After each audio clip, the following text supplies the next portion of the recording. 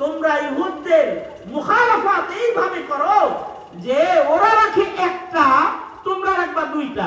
তোমরা 9 তারিখ 10 তারিখ রাখবা, অথবা 10 তারিখ 11 তারিখ রোজা রাখবা। এই মুহররমুল হারামে মুসলমানদের ভেতরে রোজা ফরজ হলো। এক সময় আল্লাহ পাক খুশি হয়ে মুহররমের রোজারই ফরজ করে দিলেন।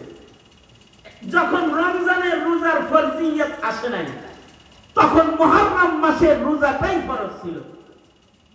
তখন শুধুই মাত্র মুহররমই মুসলমানরা ফরজ রোজা আদায় করত, 10 মুহররমের রোজা। পরবর্তীতে যখন রমজান মাসের মাসব্যাপী সিয়াম সাধনার আমল আল্লাহ তাআলা দিলেন, তো ওই হুকুম ক্যান্সেল হয়ে গেল। নতুন রোজার মাস, শ্রেষ্ঠ মাস মুসলমানদের জন্য কোরআন নাজিলের মাসকে রোজা সিয়াম সাধনার মাস হিসেবে আল্লাহ তাআলা দান করলেন। কিন্তু আল্লাহর রাসূল বলে দিলেন, রমজান মাসের রোজা হলো ফরজ রোজা।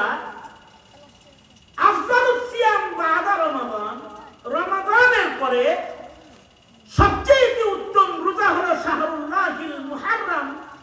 এই মুহররম মাস যে মাসে আগে রোজা ফরজ ছিল, এই মাসের রোজা হলো রোজার মাসের পরে সবচেয়ে দামি রোজা। কেউ যদি মুহররম মাসের যে কোনো দিন রোজা রাখে, তার এই রোজা অনেক মূল্যবান। কোন বর্ণনায় আছে 30 রোজার সমান, কোন বর্ণনায় আছে সারা বছর রোজার সমান। আসলে রোজা যদি কেউ রাখে, তো তার বছরের গুনাহ আল্লাহ তাআলা মাফ করে দেয়। সুবহানাল্লাহ। কেউ বলে কবিরা গুনাহ সহ আল্লাহ তাআলা মাফ করে দেয়। এত দামি এক রোজার আমল এই মুহররমুল হারামে আছে। 9 তারিখ 10 তারিখ, 10 তারিখ 11 তারিখ। শুধু 10 তারিখ না। কেন শুধু 10 তারিখ না? ইহুদিদের মুখালাফাত করে, অর্থাৎ মুসলমানের ইবাদত যেন ইহুদির ইবাদতের সাথে মিলে না যায়। এখন প্রশ্ন হলো, মুসলমানের ইবাদতই যদি ইহুদির সাথে না মিলাইতে রাসূল নির্দেশ দিয়ে থাকে, তাইলে মুসলমানের পোশাক, মুসলমানের মুআমালাত, মুসলমানের মুআশারাত, মুসলমানের সকল প্রকারের আখলাকি জিন্দেগি, এর কোন জায়গায় যদি ইহুদির লগে মিল, নাসারার লগে মিল পাওয়া যায়, এটা কি নবীর কাছাকাছি যাওয়ার তরিকা, নাকি নবীর শাফাত থেকে দূরে যাওয়ার রাস্তা? আমরা আমাদের জীবনে কাফের মুশরিকের অনুকরণ কি পরিমাণ করতেছি, যে আমাদের খাবার থেকে শুরু করে বাথরুম পর্যন্ত, আমাদের ব্যক্তি জীবন থেকে শুরু করে রাষ্ট্র জীবন পর্যন্ত প্রত্যেকটা জায়গায় ইহুদি নাসারাদের অনুকরণ প্রবেশ করেছে। ঠিক না ভাই? ঠিক কি বলেন? বরঞ্চ মুসলমানিত্বকে উঠিয়ে দেওয়ার জন্য, ইহুদিয়াত আর নাসরানিয়াত আর হিন্দুত্ববাদ প্রতিষ্ঠার জন্য সরকারি আয়োজনে মুসলমানের বিরুদ্ধে শাসক গোষ্ঠীরা পর্যন্ত মেহনত করে থাকে। যেমন শেখ হাসিনা ইসলাম ও মুসলমানিত্ব, তাহজিব, তামাদ্দুন মুছে দিয়ে এই মাটিতে হিন্দুত্ববাদ চাষাবাদের চেষ্টা ক্ষমতার চেয়ারে বসে বসে করেছে। ইসলামকে বিদায় করেছে, আর হিন্দুত্ববাদ, হিন্দুয়ানা কালচার মুসলমানদের ঘরে ঘরে পৌঁছানোর মেহনত করেছে। গোমাতার সম্মান শিখাইছে, আর রাসূলকে গালি দেওয়া নাস্তিকদেরকে লালন পালন করেছে। আর এই প্রতিবাদ করতে গিয়ে দেশের আলেমরা জেল খেটেছে, জুলুম হুলিয়ার শিকার হয়েছে, জান দিয়েছে, শাপলা চত্বরে রক্ত দিয়েছে, রাজপথে তারা রক্ত দিয়েছে।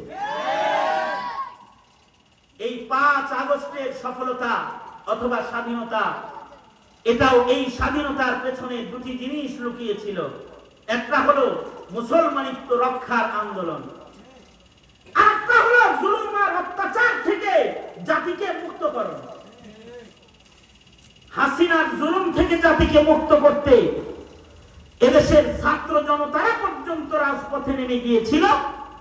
13 সালের শাপলা চত্বর থেকে শুরু করে 5 আগস্টের বিপ্লব পর্যন্ত উলামায়ে কেরাম এই দেশের মুসলমানিত্ব রক্ষার জন্য কুরবানি দিয়ে গেছে, লাগাতার ভাবে কুরবানি দিয়ে গেছে।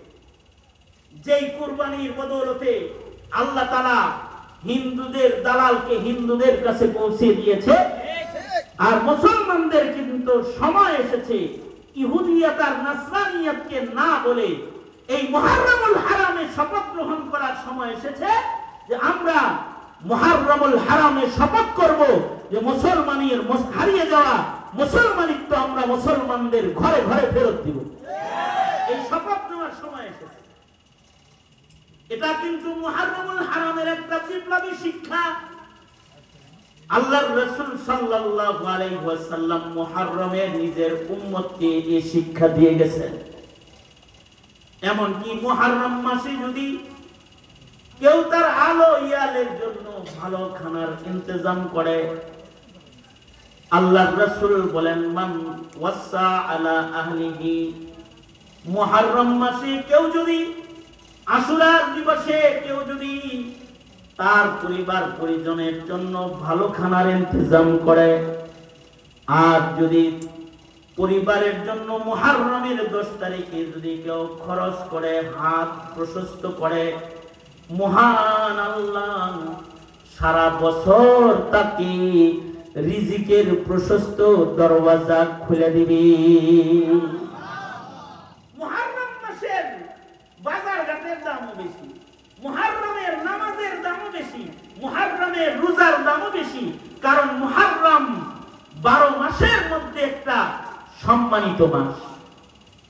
সবচেয়ে বড় কথা হলো মুহররম মাস হিজরি বছরের পয়লা মাস, মুহররম মাস হিজরতের মাস, মুহররম মাস বাবা আদমের পৃথিবীতে আসার মাস, মুহররম মাস বনি ইসরাইল মুক্তির মাস, মুহররম মাস মুহররমুল হারাম ইউনূস আলাইহিস সালাম মুক্তি পাওয়ার মাস, নূহ আলাইহিস সালামের কিস্তি তীরে ভিড়ে যাওয়ার মাস, ইব্রাহিম আলাইহিস সালাম অগ্নিকুণ্ডলী থেকে মুক্তি পাওয়ার মাস, এক বরকতি মাস। সর্বোপরি এই মুহররম হলো বিপ্লবের মাস। যেই মুহররমুল হারামে আল্লাহর রাসূলের নাতি হযরত হুসাইন কারবালার ময়দানে শাহাদাত বরণ করেছিলেন। মাটির সাথে নিজের দেহের গোশত হাড্ডিকে মিটায়া দিয়েছিল ঘোড়ার পায়ের আঘাত দিয়া জালিমেরা, কিন্তু তারপরেও এই জালিমের কাছে হযরত হুসাইন মাথা নত করেন নাই। মুহররমুল হারামে জীবন দিয়ে জালিমের মোকাবেলা করার ঐতিহাসিক শিক্ষা হযরত হুসাইন এই পৃথিবীবাসীকে দেখায় কিয়ামত পর্যন্ত।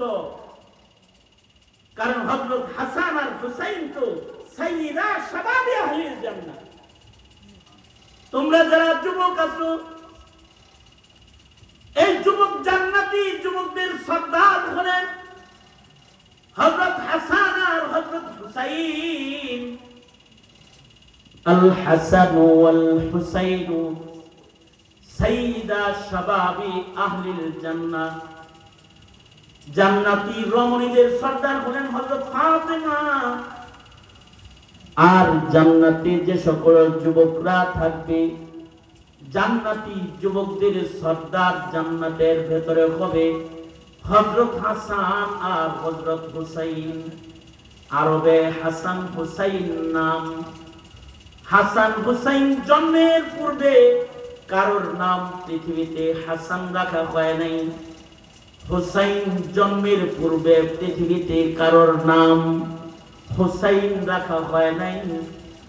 নবীজির নাতির জন্ম বলে আল্লাহর রাসূল ফাতেমাকে বলে, ফাতেমা তোমার সন্তানকে এমন একটা নাম দিতেছি যে নামে পৃথিবীতে কারোর নাম ইতিপূর্বে করা হয় নাই।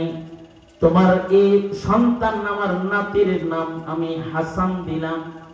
12 মাস পরে আবার হুসাইনের জন্ম হলে আল্লাহর রাসূল হুসাইনকে কোলে নিয়ে বলে, এই হুসাইনকেও এমন একটা নাম দিতেছি যে নামটা পৃথিবীতে আর কারণ সন্তানের জন্য রাখা হয় নাই। ফাতেমা তোমার এই সন্তানটার নাম হুসাইন দিলাম। আর 2 নাতিকে একসাথে কোলে নিয়ে বলে, এরা হলো আমার আল, আর এরা হলো সাইয়্যিদা শাবাবি আহলিল জান্নাহ। আল্লাহর জান্নাতি যুবকদের সর্দার হলো হাসান আর হযরত হুসাইন। এই দুইজনকে একসাথে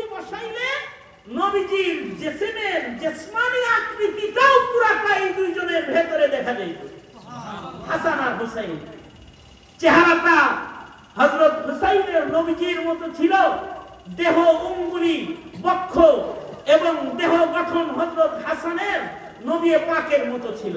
দুইজনের জোড়া লাগাইলে মনে হইতো যেন যে মুহাম্মাদুর রাসূলুল্লাহ সাল্লাল্লাহু আলাইহি ওয়াসাল্লাম বসে আছে।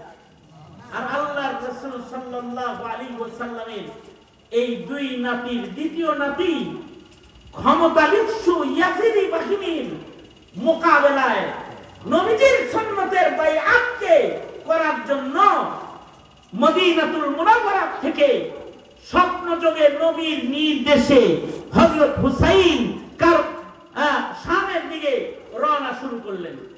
কারবালার ময়দানে যখন পৌঁছলেন, কারবালায় যাওয়ার পরে ইয়াজিদি বাহিনী ওনাকে আটকায় দিল। এক ভয়ঙ্কর আক্রমণ ওনার উপরে করা হলো, যে আহলে বাইতের 70-এর উপরে সদস্যকে শহীদ করা হলো।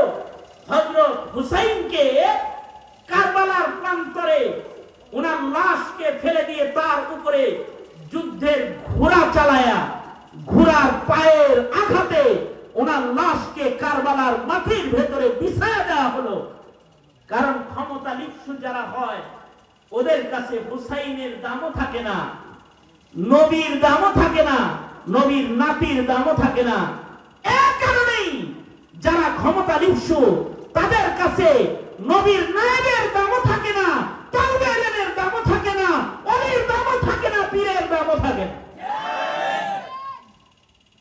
শেখ হাসিনা ক্ষমতা লিপ্সু নায়েবে নবীদের উপর অত্যাচার করেছে। আর যেই অত্যাচারের অভিশাপ এই মাটি থেকে রাতের আধারে পালায়া যেতে তাকে বাধ্য করেছে। ঠিক না? ঠিক করে আওয়াজ করে বলেন, আরো করে আওয়াজ করে বলেন, ঠিক না? ঠিক করে বলেন। নবী কি দুনিয়ার মাটিতে আরো আসবে? নবী তো আসবে না, তবে নায়েবে নবীরাই। নবীজি বলেন